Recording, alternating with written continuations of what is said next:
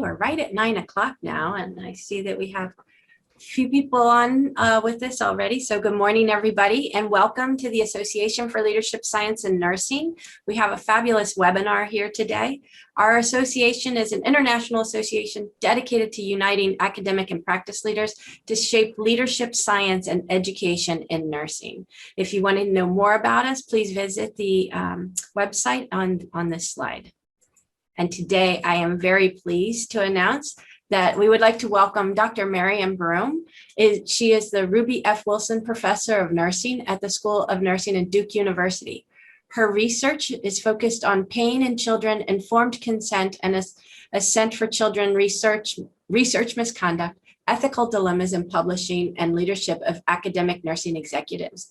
Dr. Broome has published 141 papers and 59 referenced nursing, medicine, and interdisciplinary journals, 7 books, and 21 chapters. I'm exhausted already. Her 2 most recent books include Sitterding and Broome's Information Overload Framework, Tips, and Tools to Manage in a Complex Healthcare Environment, which was selected as an AGN Book of the Year for 2016.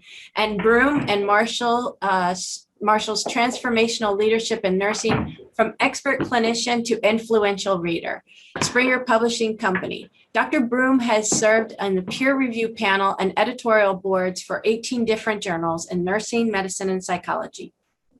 She has held 3 editorialships and is currently editor-in-chief of the Nursing Outlook, the official journal of the American Academy of Nursing, and the Council for the Advancement of Nursing Science.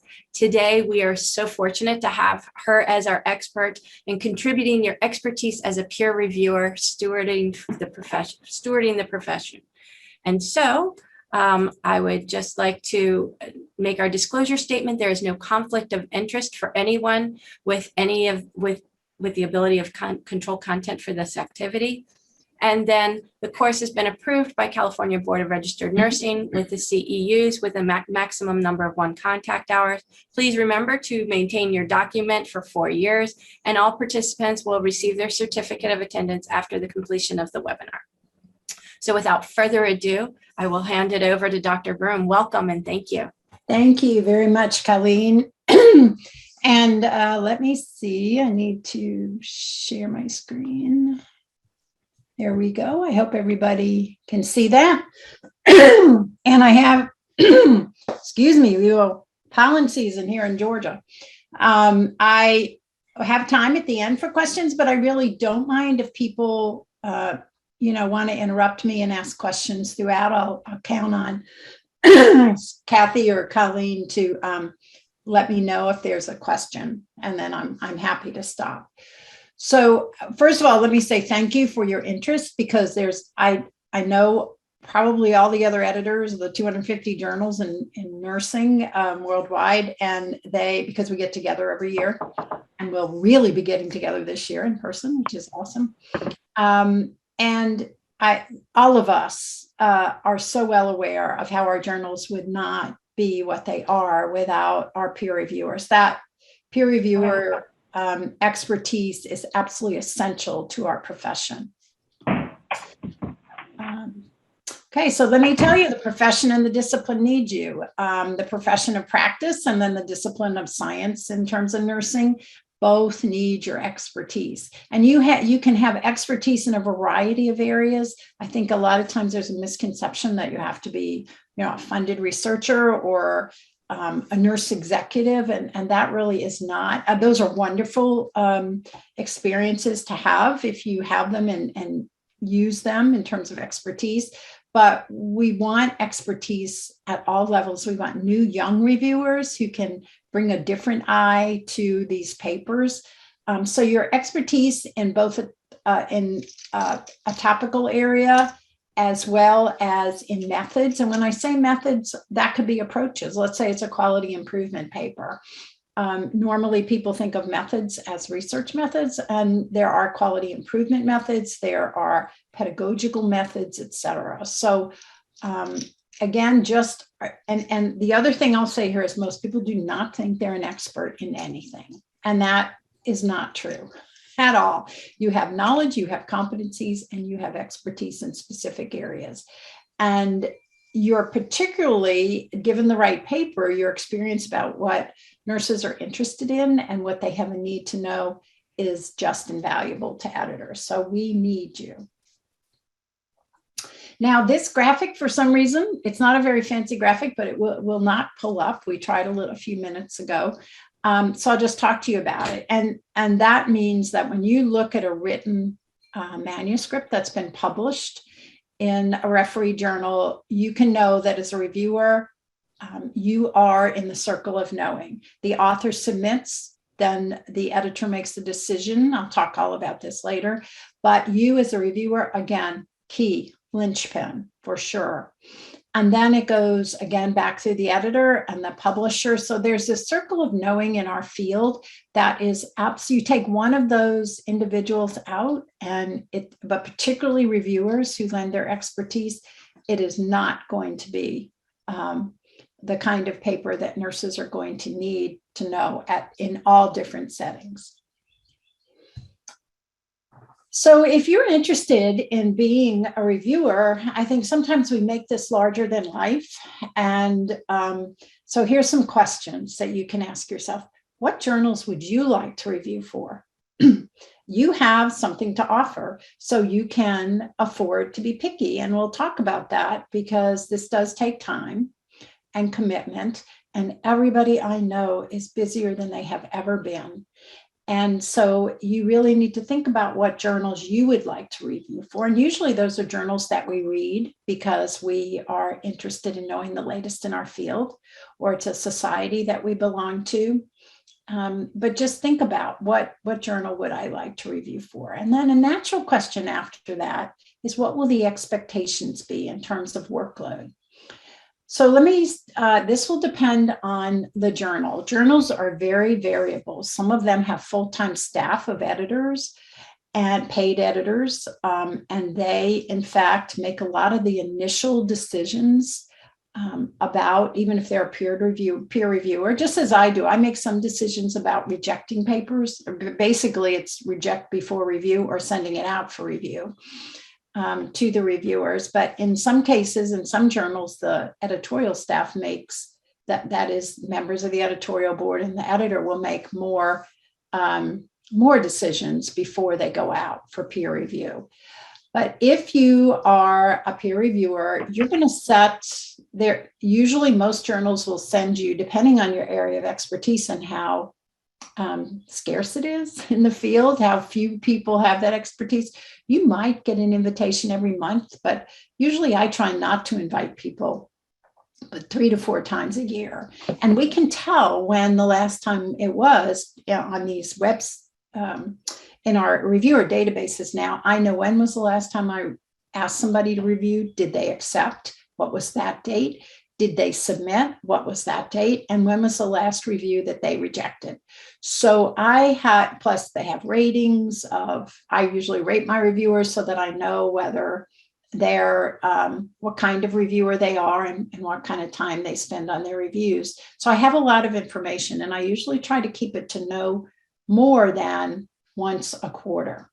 But that will not necessarily be true for every particular journal. So that's a good question to ask an editor when we'll talk in a little while about how you interact with editors. That's a very reasonable question to ask. Another one is, how long will it take me to do a review? Now, I still review occasionally for other journals.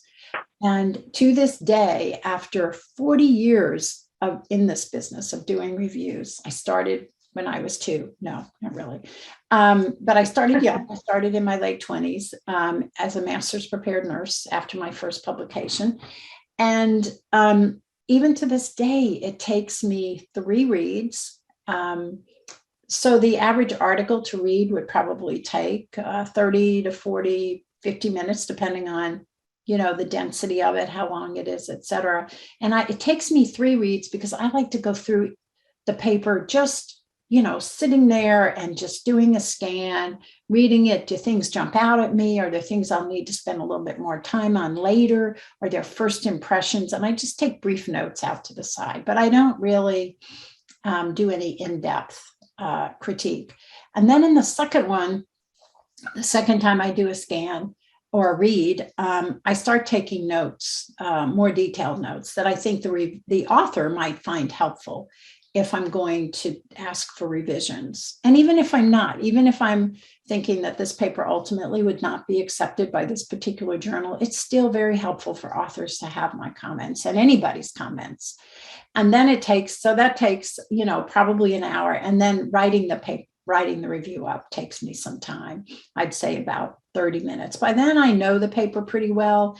And what I'm doing when I take that 30 minutes is I'm trying to be constructive. Like, how can I be most helpful to this author and to the editor?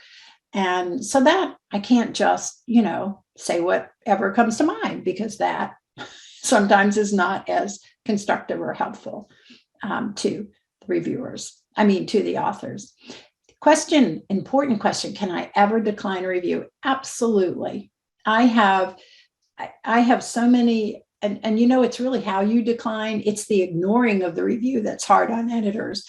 But if you get the invitation I have had people, especially in the last 2 years, say, I am so sorry, but I'm going to decline because I just have 3 other papers to review in the next 2 months.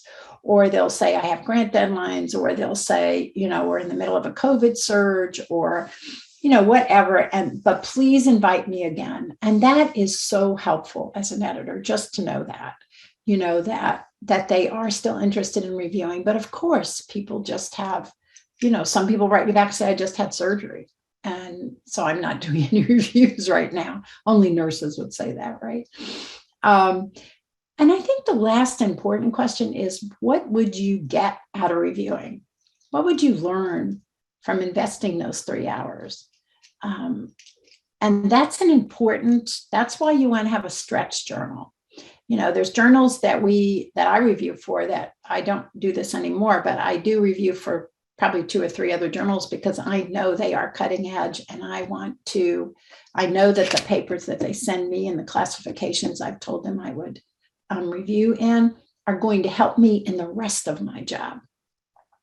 And that's a big benefit, because it's a way to get kind of up-to-date information on a topic and an area, and see what people out there are saying and doing. And so that's what I get out of reviewing.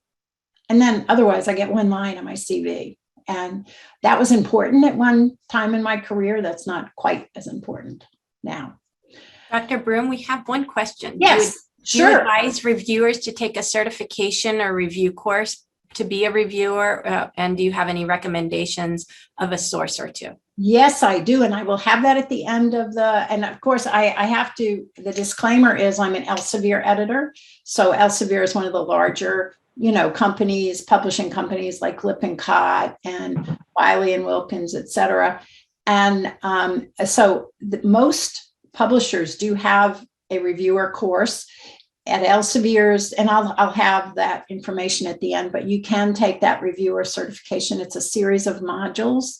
I think it would enhance anyone's confidence. I remember when I first started out, how I was so lucky to review for, and this is many years ago, Oncology Nursing Forum, an outstanding professional association and a strong publisher and of their journal. And they actually gave feedback on our reviews. And this was before we had websites and we had databases and things could be easily shared. I would get copies of the other reviewers' comments well after the decision was made. Now that all happens, I'll talk about that when you actually submit your review, because I learned a lot from my colleagues on how to say certain things and do certain things and think about certain things. I also learned that we each looked for something different. So it was really important to have 2 or 3 reviewers, because I would focus on some things and the other reviewers would focus on the other things. So nowadays, that is all done as part of the review process once you submit your review. But it still helps, I think, people's confidence. And I was talking with one of our DNP graduates who reviews for a prestigious journal in their specialty area. And they were, and I'll talk about this later too, they were getting very bogged down in the editorial, like the edits, and because their confidence was, well, this person wouldn't submit unless they knew everything. So I sat down with that person, said, let's go through it.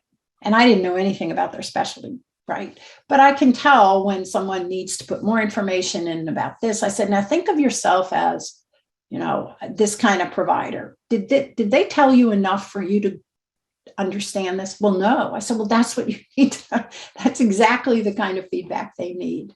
They don't need you to be fixing commas and, that kind of thing. That's really not what we want our reviewers to do. So that was a long-winded answer to a very short question, but I will cover that later. So here's the review process, because with electronics and technology, it's really changed a lot. So, you've been an author, you submit to a journal website, and I congratulate you on that, because frankly, that's gotten to be quite a production in and of itself, getting your paper under review. The manuscript is screened before I ever see it as editor. It's screened for plagiarism. We happen to use iAuthenticate, and that is wonderful. And I get the report before I assign reviewers. And so I know, and I then can reject immediately if it reaches a certain threshold. And then I screen it for fit with Nursing Outlook. And even though we try to be very clear in our author guidelines about what's a good fit and what isn't, there is some judgment there. And some people, I don't think, read the author guidelines. And I'm saying that because they oftentimes will send me emails asking me, is this a good fit? And usually my first response is, send me an abstract. I can't just take a topic and tell you whether it's a good fit or not. And then they do. And then I can give them some sense of whether it's a good fit with our journal. If it's not, I usually suggest other journals to them. If it's a very clinical article, if it's a very educational how-to, there's other really good journals out there that, for instance, educators read, and that would be a much better fit. We're a more policy-focused journal. If it is a potential fit, then I go to the reviewer database. Now, when I go to the reviewer database, each reviewer has in fact said what kinds of, there's this long list, it's probably 100 classifications, areas that they would be willing, that they think they have expertise in. And so when I and the author has already indicated their own classifications in there, and usually it's their keywords. So that's done electronically, that gives me which of our reviewers actually match those classifications for the author. If the author, I look at the keywords of the author, sometimes they just do things like nursing. Well, that's not very helpful. So I can actually add additional, after I read through the paper, I can add some additional keywords and get the most, the best fit for a reviewer. I usually choose 4 to 6 to invite. And the reason I do that is I won't hear from 2 of them. Usually there'll be a reject, and then maybe 2 will accept. And that's just the state of where things are. If I don't get 3, I go back out and invite another couple so that I can hopefully get to 3. Sometimes the best I can do is get to 2. We give them 3 weeks, and then I monitor, because they come into my email, who's accepted and who's declined. And if they have declined repeatedly, I just jot their name down somewhere. These are reviewers. I can go back into their file and decide, and even send them an email and say, is this really something you still continue to want to do? Or should I take you out of the database? Because life happens, and people retire, and people take other jobs. All kinds of things happen. So the hope is for the author's hope is that the reviewers will be submitted within the month, and then I can make a decision. And so the whole process usually takes anywhere from 6 to 8 weeks. Getting it in, getting it out to reviewers, getting those reviews back. And then all the reviews are submitted. I take a look, I read the reviews. I've already scanned the paper. I decide, depending on how cohesive or aligned the reviewer's comments are. Is this a minor revision, a major revision? Do I have additional comments, or do I need to simply reject this paper? So I think I covered this. So then I would make the final decision. Now, there are three types, and this is important to know, and I'll go through it pretty quickly. There are different models of peer reviews. Some journals use double blind. That's what Nursing Outlook uses. Some use single. Now, if you're using double blind, both the reviewers are anonymous as well as the authors to the reviewers. So the reviewers don't know who the authors are and vice versa. If it's, did I say single? Excuse me, if it's, sorry, if it's single blind, the authors are anonymized and the reviewers are, okay. Let me just go to this next one. Single blind review, the reviewer is anonymous to the author, but the author name and affiliation is still available to the reviewer. Most journals in nursing use double blind, and there are some advantages to this. Review authors cannot write the reviewers because they don't know who they are. And some of the authors I find in more recent years, really, especially if a reviewer has been constructively negative, really would like the opportunity to talk to the reviewer. We do not allow that. However, it still does not protect from bias because they know who they are. Double blind, neither the reviewer nor the author knows who the other is. And so reviewers can criticize without any undue influence on them by authors, because sometimes there's somebody, not necessarily in their own institution, because I would not send the reviewer or someone from their own institution, but it could be somebody they worked with before, or it could be somebody they're on a different team with, etc. It does reduce the possibility of bias, but does not, again, entirely remove it. It's very difficult in practical terms to fully anonymize for both. And the reason for that is when we go to conferences, we'll hear a presentation, and then because we've chosen that presentation based on our expertise and interest, and then we get it to review and we remember that presentation. So it's really hard to totally disconnect both of those. So how do you get to be a reviewer? That was the thing that when there was a survey done by ASNL, people wanted to know, how do I get into this and what do I need to know? Well, qualifications, you do need to have published one manuscript in Referee Journal. You need to have been through this process before, because there's nothing like that experience to give you some compassion for authors. It's also best, although I do have some BSN prepared reviewers, a few who have just really exquisite expertise in a particular area, to have a graduate degree in a nursing or related field. And of course, the most important thing is to have specific expertise. So if you want to get involved, share your interests with a mentor or a supervisor. If you work in practice and say, I'd really like to do this, what do you think? Chances are they probably reviewed 4 journals and they can give you some advice. And at the next conference you go to, take advantage of meeting with some of the editors. Many of us go to all these conferences, and some of the associations actually have time with the editor. And so, and again, I cannot imagine there's an editor who would not want to know about your interest. They may ask you to send a CV or a resume to them later by email, or they may take your card right then and you can put down your expertise on the back of the card.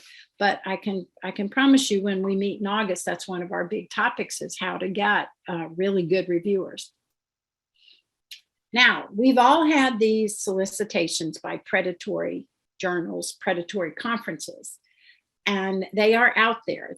The paper that was done by Marilyn Orman back in 2016 found that there were 140 nursing journals from 75 publishers that we could document in the literature. Many of these are new. They only last a couple of years. They oftentimes only have 1 to 2 issues. They take authors' funds to either submit, or they'll ask for funds once they've submitted, and it's usually hundreds of dollars. And then they cease to publish. So your paper is gone. Once you've signed over copyright to a publisher, if it is a predatory journal, or even if it's an established and reputable journal, it's now it's owned by that particular entity.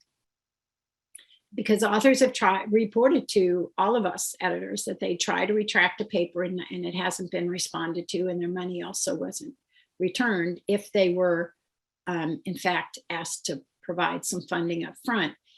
I have also heard of cases from authors who submitted that they accepted the paper and then they wanted the funds, and that's when they found out that it was in fact a predatory journal.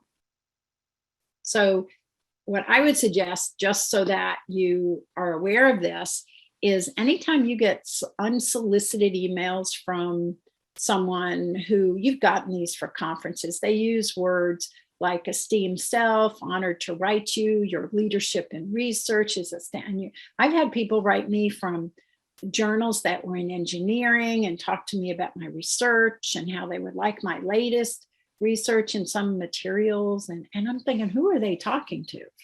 This is ridiculous. So ask yourself, is this a publisher that I'm familiar with, that I've seen the name before? Ask your mentor, ask your colleagues. Have they heard of this particular?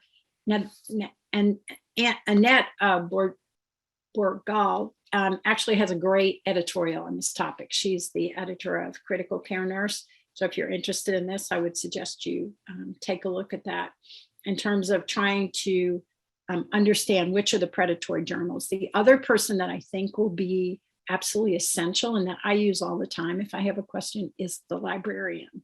Now, I'm in a university, but many of you are also in practice. And a lot of the big health systems have access to their libraries, either through the university or through their own health system. They know which of these are predatory and not. So that's another great resource, is our librarians. So what does a reviewer look for? You know, when you're doing this, is who has the need to know? Who's the best audience for this paper? And if it's not, if the best audience for this paper is not the audience that's primarily reading your journal that you're reviewing for, then that's not who needs to know. Is this an innovative topic?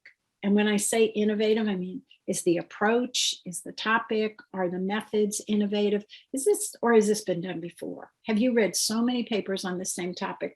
If you get finished reading a paper and you think to yourself, well, I didn't learn anything from that, chances are either will the readers. And again, the timeliness of the topic and findings. I don't accept any more papers about what happened during COVID in March of 2020. That's just old news. And we've already published quite a few papers on that topic. I think most editors are saying that same thing. And then as you begin to read the manuscript, is the purpose of the paper clear? If you're 6 pages into a 16-page manuscript and you still are wondering to yourself, well, what are they trying to say here? What's the purpose of this paper? That's not a good sign. The purpose should be within the first couple of pages. And before the purpose, they should make it clear briefly before they go into the background. They should make it very clear what's already known and what isn't. And oh, by the way, purpose of this paper is to address what isn't known. That's the way it should go. And if it doesn't, if you're in practice and you say to yourself, well, we've known this for 10 years, we're doing that, well, then this is not a paper that we need to get into publication. Methods or approach are the steps in the process well described. If this is a topic you're really interested in, whether it's a research study or whether it is a quality improvement project initiative, whether it's a new residence approach for nurse residency programs, could you replicate it? Could you begin to think about what next steps, how would we need to adapt this? If you can't do that and you don't have enough information about exactly what it was that they did, who they did it to, how they did it, what instruments did they use, or what methods did they use to collect their data? And then, good heavens, how did they analyze their data? And I'm not talking even about high-level statistical analyses here, but how did they analyze that wealth of information they had? Then there are some issues, and it's things, a lot of times it's information they can provide you. They just didn't.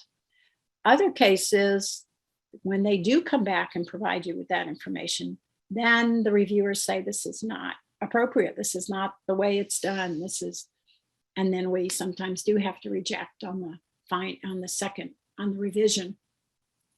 When you read the findings, which is a part of the paper that most people do not want to read because they find it heavily laden with statistics, the reality is you should be able to follow the findings. Are they well organized with subheads? Do they connect back to the research questions? One of the most common critiques I have when I read any paper is, I read your purpose statement. I even read your research questions. And then I got to the findings and those didn't have anything to do with either one of those.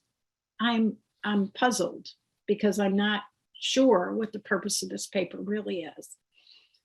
Are the tables really important, or can they put them in the supplemental materials? Are the graphs clear? If they're not clear to you, they're not going to be clear to anybody, any reader. And so, especially because you have more education than most of the readers of most of our journals. So you need to make sure that their graphs are readable to you. You understand them. The legends are clear.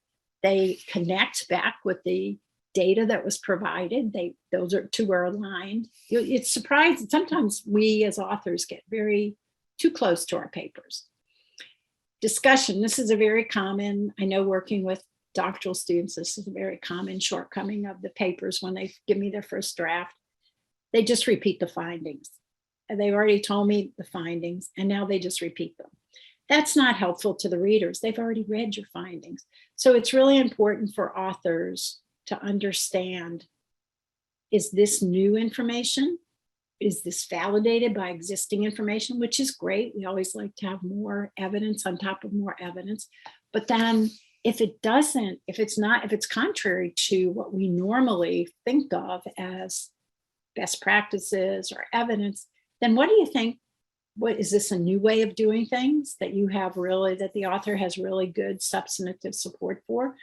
Or was there something different about the sample that the author didn't raise, or different about the measures that they didn't raise? That's their job to do that. And then they should have, depending on the journal, implications for further research, for policy, and/or for practice. And the limitations should be addressed. Every study has some limitations.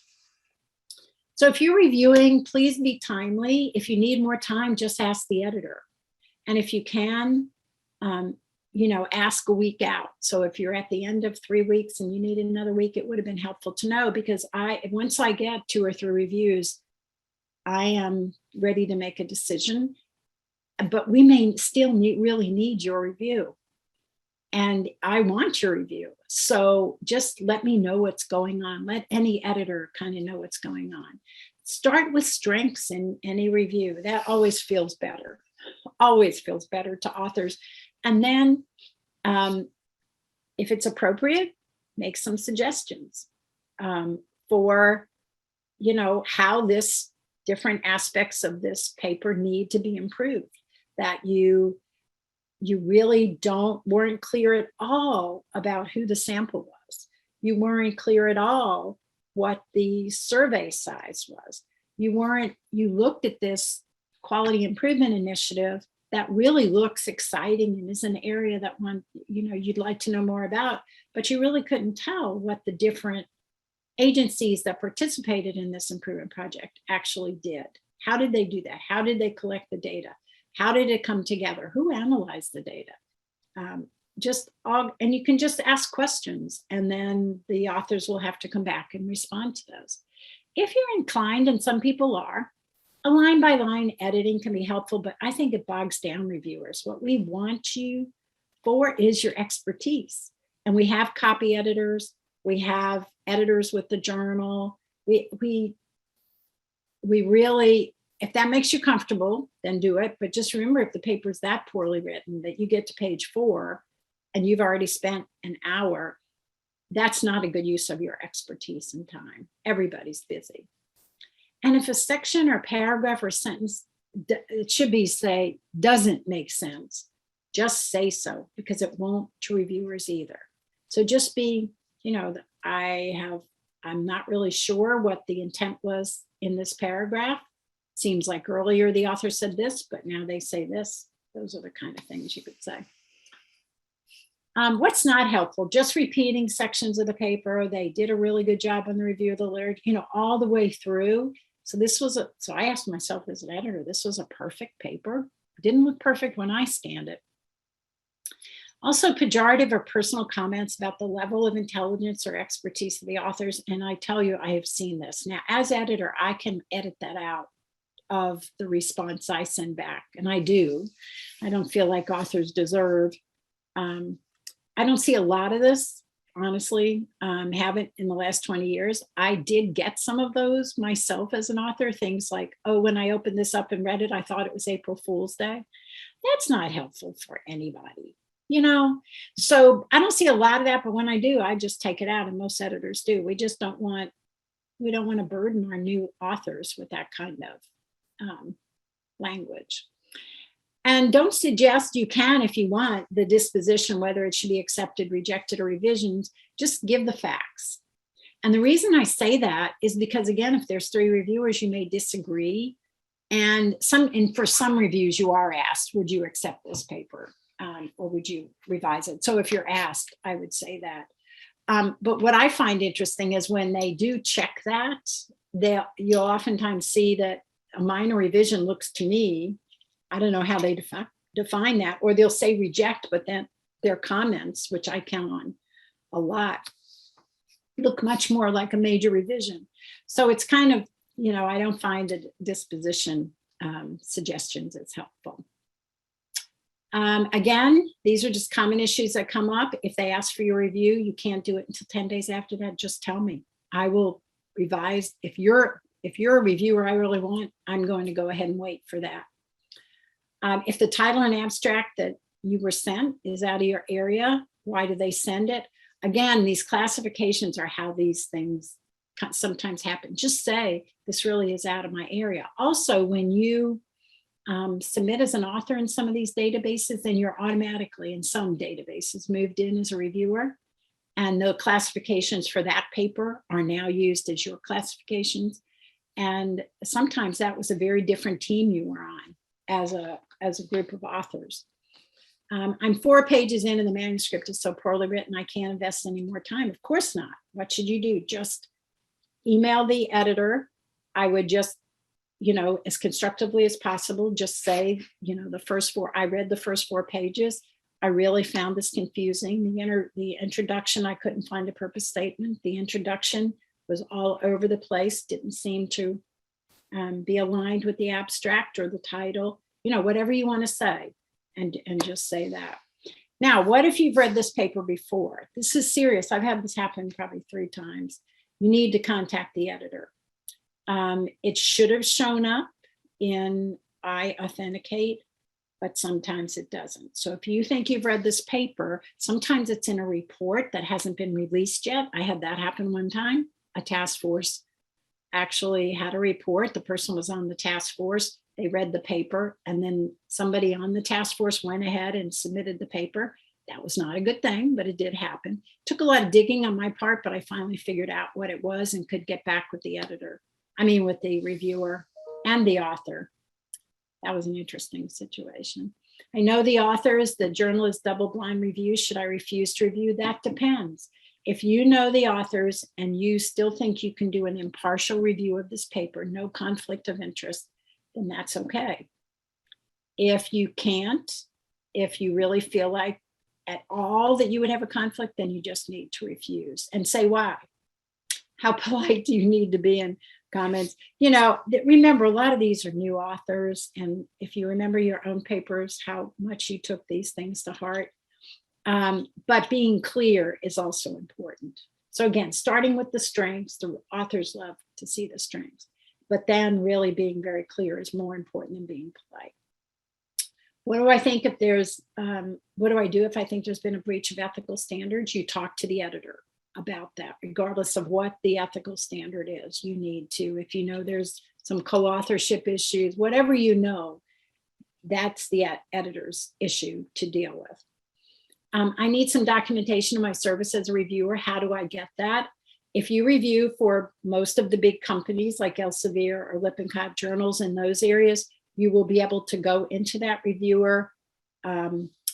You'll see this if you go into there, and I've got the website in here, and you can run off a copy of your report. I've also had people ask me for that for promotion, and I'm happy to do that.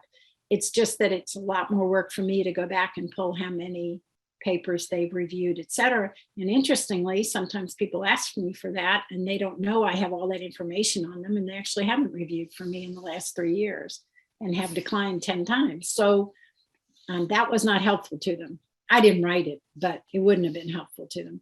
How do you know if your review counted? Well, once you submit your review, you will have access to the other reviewers' comments, and you can go in there and look at them. You should also get a letter once the disposition is made to accept, revise, resubmit. You will get a letter from the editor that will tell you that, it was either rejected, or it'll be a form letter back to the author. And then you will get the revision. Sometimes you'll get the revision requests back. A lot of editors try to protect their reviewers, and if the response is sufficient and did everything the reviewers wanted, then many editors will go ahead and decide to accept the paper or send it back out for revisions. It's only sometimes they will ask you also to review. I do if it's a very controversial paper. Yeah, and usually I've just sent a paper back, because even though I specifically say I want every single reviewer's comment to be addressed and what was done or not, they didn't do it. So I sent it back to them and just said, you either have to do this or I can't accept, I can't even take a look at it. I mean, I don't have the time, nor do the reviewers have the time to go back and look line by line. If you are reviewing a revision, then make sure you don't raise new issues. Just stay with whatever. You will have the other reviewers' comments in your own, and just stay with those. Unless it's really a fatal flaw or really a problem. I have sent minor revisions back. If, you can tell me as editor, and then I will couch it in my letter back to I will do a minor revision, and then they have to add it. These are just comments that are, this is how some of I took selected comments out. As you can see, they're not paragraph long, they're kind of bulleted.